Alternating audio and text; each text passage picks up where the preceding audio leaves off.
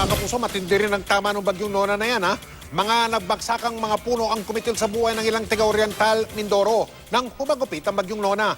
Ang mga residente doon ay nananawagan na po ng tulong mula sa Pinamalayan Oriental Mindoro. Nakatutok live din po ito si Ian Cruz. Ian. Mike, siyam na nga ang naitalang patay dito sa Oriental sa Mindoro. Tulong ang hiling ng ating mga kababayan dito para sa kanilang pagsisimulang muli lalo't magpapasko na. Isa ang bayan ng Gloria sa mga labis na naapektuhan ng bagyong Nona dito sa Oriental Mindoro. Walang naitala ritong nasawi pero marami ang nasirang bahay gaya ng kay Aling Yolanda. 4 na araw matapos sumaan ang bagyo, wala pa raw silang natatanggap na tulong mula sa gobyerno. Ayawan po naintindihan ko po paano ang Pasko namin. Tanggapan po ng munisipal, halos lahat po ng empleyado, ang mga bahay ay sira at ang mga kalsada po dito ay talagang barado. Sa impormasyon mula sa PDRRMC, siyam na ang nasawi sa Oriental Mindoro dahil sa bagyo. Nagdagdag sa tala ang 2 nalunod sa Kalapan. Sa Nauhan, laganap din ang pinsala. 3 ang mga nasawi sa bayang ito. Si Renjeline Salazar, nabagsakan ng puno nang iligtas ang kanyang nanay. Paano ari? Nahingi na lang kami ng tulong sa inyo para rin mailibing. Sa bayan ng Victoria, nabuwal ang iba't ibang klase ng puno. Kabilang ang isang matandang puno ng kaong na sumapul sa isang kubo. Binawian ng buhay si Aling Maria na hindi na naitakbo sa ospital. Bakit ba hindi siya nadala sa ospital?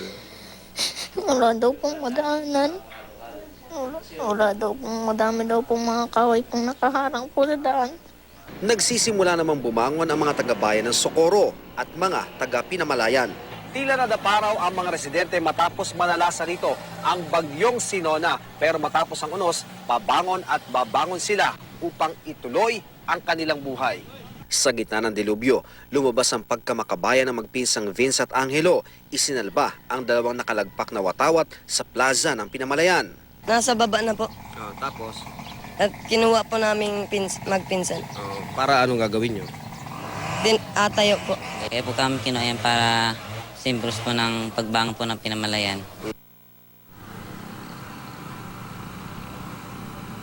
Mike, fully restored na nga halos ang linya ng komunikasyon dito sa Oriental Mindoro, pero malaking problema pa rin sa malaking bahagi ng lalawigan yung supply ng kuryente. Sabi naman ni Sara Magbuo ng Provincial DSWD, lahat daw, Mike, ng hindi pa naaabot ng tulong ay tutulungan nila sapagkat tuloy-tuloy daw ang relief operation ng probinsya, ng munisipyo at ng iba pang mga organisasyon. Ang GMA Kapuso Foundation, Mike, ay narito na sa Oriental Mindoro at kasalukuyan na silang nagre-repack ng mga relief goods at bukas ay inaasang magdidistribute na sila sa ating mga kapuso dito sa Oriental Mindoro, Mike. Ang ganda naman simbolo nung nakuna mong 2 binatilyo na itatayo nila yung bandila ng Pilipinas, simbolo ng pagbangon at pagtayo ulit ng mga tiga dyan sa Mindoro. Maraming salamat, Ian Cruz.